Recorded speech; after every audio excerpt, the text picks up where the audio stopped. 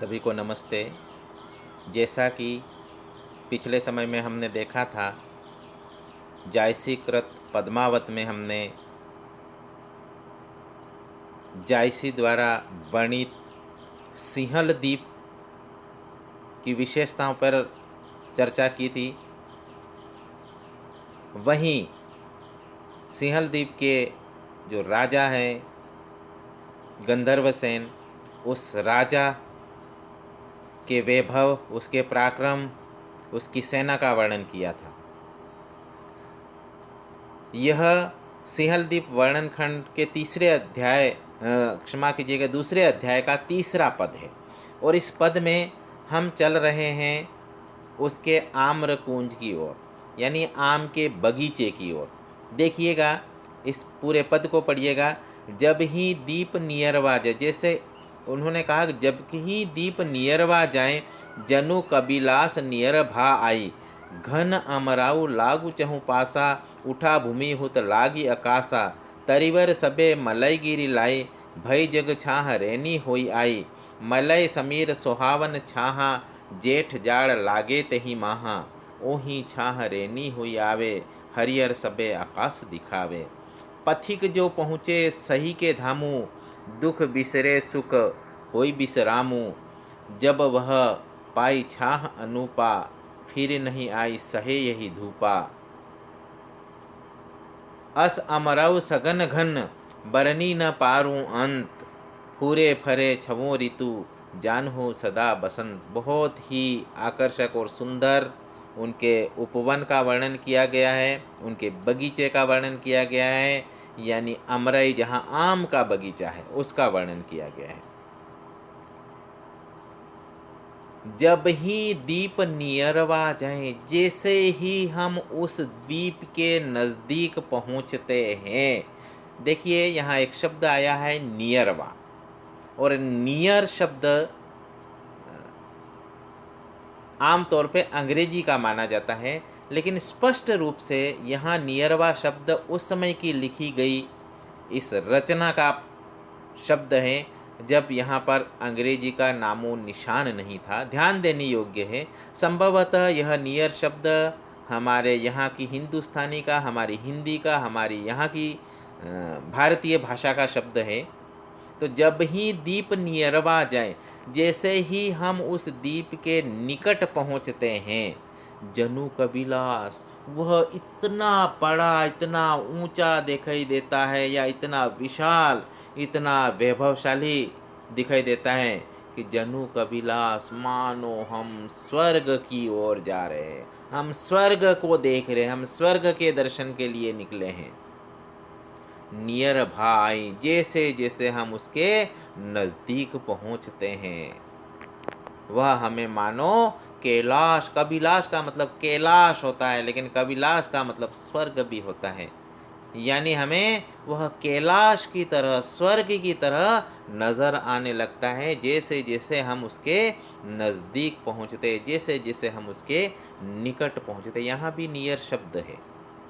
घन अमराऊ, यानी घनी वहाँ अमराइयाँ हैं, आम के वृक्ष हैं, और वह आम के वृक्ष लाग चहु पासा, यानी चारों तरफ लगे हुए हैं, चारों तरफ वह फले हुए हैं, चारों तरफ वह फैले हुए हैं। उठा भूमि हुत लागी आकाशा, वह जमीन से उठ करके मानो आसमान को लग गए हों। इतने ऊंचे, इतने विशाल, इतने घने वृक्ष वहाँ पर दिखाई दे रहे हैं, अमराइयाँ वहाँ पर फली फूली दिखाई दे रहे हैं। तरिवर सबे मलई गिरी लाए, सभी पेड़ों को मानो ऐसा लगता है कि वो मलय, दक्षिण का जो एक पर्वत है चंदनवन, जिसको हम मलई गिरी कहते हैं, मानो वहाँ से लाए गए और वहाँ की खुशबू लेकर के यह पेड़ यहाँ लगाए गए हों। भई जग छाह रेनी हुई आई, उन पेड़ों की वजह से ही उस बगीचे के अंदर, उस बाग के अंदर, उनकी छाया से ही मानो रात्रि जैसा अंधेरा छा गया। इतने घने वहाँ पर पेड़ लगे हुए हैं।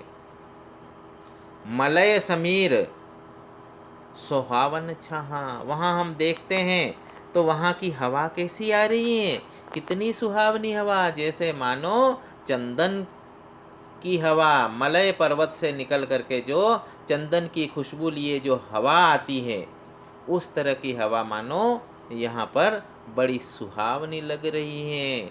और सुहावनी उसकी छाया भी लग रही है जब उन पेड़ों के नीचे हम बैठते हैं। जेठ जाड़ लागे ते ही महा, जैसे ही उन पेड़ों के नीचे हम बैठते हैं, उनकी छाया में हम आराम करते हैं या कोई भी आराम करता है, तो मानो वहाँ जेठ के महीने में भी अगर कोई बैठ जाए, जेठ की गर्मी में अगर कोई बैठ जाए, तो जाड़ यानी जाड़े की ऋतु की तरह वहाँ ठंड लगने लगती, शीतलता का एहसास होने लगता। इस तरह का वहाँ का बगीचे का वातावरण है। ओही छाह रेनी हुई आवे, और उनकी सारे वृक्षों की छाया से, सारे पेड़ों की छाया से वहाँ पर रात घिर आती है। मानो ऐसा लगता है कि दिन नहीं बल्कि रात है। हरियर सबे आकाश दिखाए, और इतना हरा भरा वह बगीचा है, हरा भरा जो है आम्र कुंज है कि हरियर सबे हरा हरा दिखने लग जाता है। क्या आकाश, पूरा पूरा आकाश यहाँ हरा भरा दिखाई देने, मानो इस धरती की, इस बगीचे की हरियाली का ही प्रतिबिंब आकाश के रूप में दिखाई देता हो। पथिक जो पहुँचे सही के धामों, जो भी राहगीर, जो भी यात्री गर्मी सहते हुए, धूप सहते हुए वहाँ तक पहुँच जाते हैं, तो उनका सारी गर्मी, सारी धूप, सारी परेशानी, इन सारे दुखों को वह दुख बिसरे भुला देते हैं। सारे दुख उसके समाप्त हो जाते हैं। सुख हुई विश्राम हुई, और सुखपूर्वक वो वहाँ आराम करने लगते हैं, विश्राम करने लगते हैं। जय वह पाई छाह अनुपा, जिसने भी इस अनुपम छाया को प्राप्त कर लिया उस बगीचे की, उन वृक्षों की, फिर नहीं आई सहे यही धूपा, फिर वह दोबारा धूप सहने की स्थिति में नहीं होते हैं, क्योंकि उस छाया में ही इतना जादू है कि वापस धूप सहने लायक व्यक्ति नहीं रह पाता है। अर्थात वह उस छाया का आदी हो जाता है, उस आराम का आदी हो जाता है। अस अमराऊ सघन घन, इस तरह से ये अमराइयाँ हैं, ये आम के पेड़ है, ये आम का जो बगीचा है, सघन घन, घना मात्रा में है, घने पेड़ हैं वहाँ पर। बरनी न पारू अन, और इसका वर्णन किया जाना संभव नहीं है, इनका वर्णन का अंत नहीं है। फूले फरे छवों ऋतु, ये पेड़ 6 ऋतु यानी 12 महीने वह फले फूले रहते हैं, इन पे फूल फल हमेशा लगे रहते हैं। और वहाँ पर जब हम एहसास करते हैं तो हमें लगता है कि जान हूँ सदा बसंत, हमेशा यहाँ वसंत ऋतु का सा एहसास होता है, हमेशा यहाँ वसंत ऋतु का आभास होने लगता है।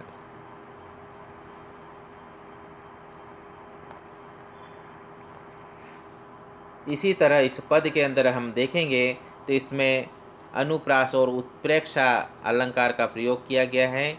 अवधि भाषा तो है ही, और इस तरह से बड़ा सुंदर और आकर्षक इस पद की रचना की गई है।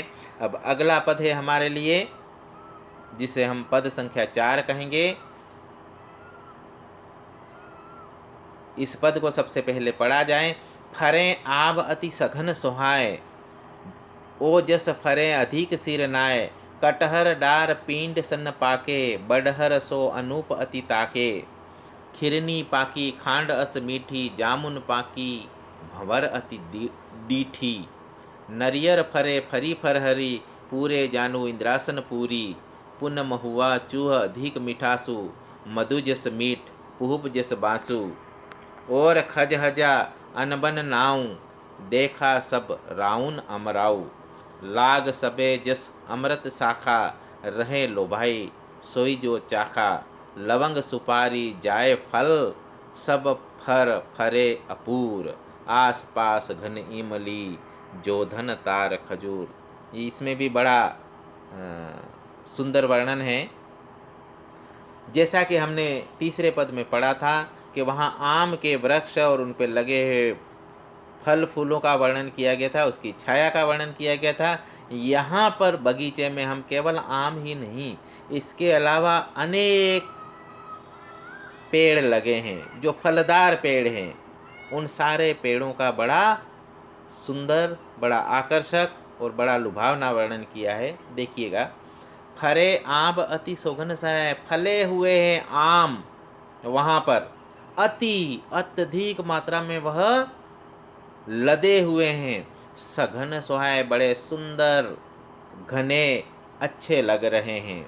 ओ जस फरे अधिक सरनाए, जैसे जैसे वो आम फले हुए हैं, उस पे फल लगे हुए, वैसे वैसे वह उसकी शाखाएं नीचे जमीन की ओर झुकती जाती है। तो ऐसा लगता है कि मानो वह सिर झुका रहे हों, सिर झुका करके हमारा स्वागत कर रहे हों। उसी के साथ, आम के साथ, कटहर डार पिंड सन पाके, कटहल के पेड़ भी वहाँ पर हैं। वो डाल से, डार का मतलब है शाखा, शाखा सहित, पिंड, पिंड का मतलब तना, यानी तने से लगा करके शाखाओं तक पूरे के पूरे सन पाके, पूरे उस पे कटहल लगे हुए हैं। बढ़हर सो अनुपति पाके, और वहाँ बढ़हल के पेड़ भी, बढ़हल के फल भी पके हुए हैं, अत्यधिक सुंदर दिखाई दे रहे हैं, अत्यधिक आकर्षक दिखाई दे रहे हैं कि हम उनको देखते ही रह जाते हैं।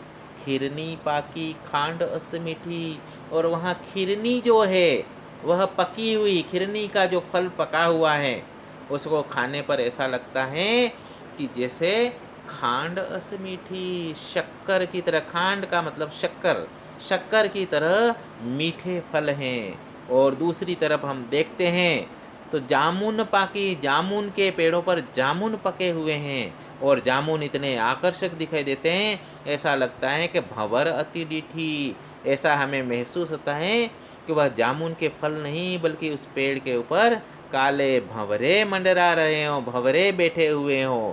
इस तरह से बड़े शोभा पा रहे हैं, काले और आकर्षक रंग के दिखाई दे रहे हैं पके हुए जामुन। नारियल फरे फरी फरहरी, वहाँ नारियल के पेड़ भी फरे हुए हैं, नारियल भी लगे हुए हैं, और फरहरी भी फली हुई हैं, जिसपे के ऊपर भी फल लगे हुए।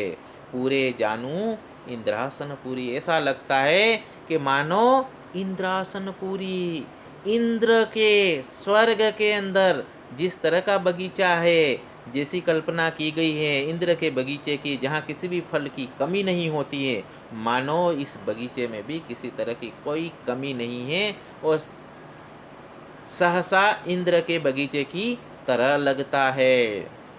पुनः महुआ चूह अधिक मिठासु, और आपको बता दें कि जो महुआ होता है आमतौर पे लोग बहुत कम जानते हैं, लेकिन इस क्षेत्र में बांसवाड़ा, डूंगरपुर या वागड़ क्षेत्र में महुए की भरमार होती है। यहाँ इसको कल्प वृक्ष कहा जाता है।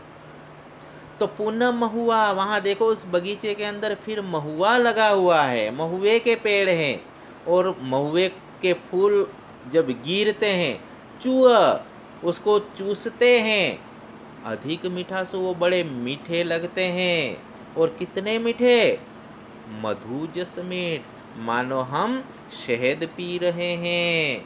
पुहुप जस बांसु, और उसकी खुशबू भी फूल की तरह आती, यानी एक फूल ही होता है वो महुए का, जिसको चूसने पर वह मीठा लगता है, और जिसको सूंघने पर उसमें खुशबू आती है। और खजहजा अनबन, और अनेक मेवे अर्थात अनेक मीठे फल वहाँ लगे हुए हैं, जिनकी गिनती नहीं की जा सकती, जिनको जाना नहीं जा सकता। अर्थात कवि कह रहे हैं कि पता नहीं, जिनको मैं सबको नहीं जानता, लेकिन कितने ही मीठे मेवे अर्थात फल लगे हुए हैं।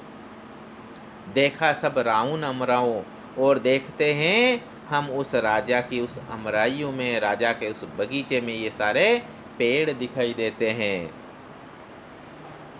लागे सब जिस अमृत शाखा, ऐसा लगता है कि उसकी हर शाखा अमृत से भरी हुई हो, हर शाखा में अमृत भरा हुआ है। इसी तरह उनके फल खाने के लिए लोग लालायित रहते हैं। रहे लो भाई जोई सो चाखा, जो भी एक बार इन फल को खा लेता है, या इस अमराई के किसी भी फल को प्राप्त कर लेता है, उसे खा लेता है, वह जो है लालायित रहता है पुनः उन फल को प्राप्त करने के लिए।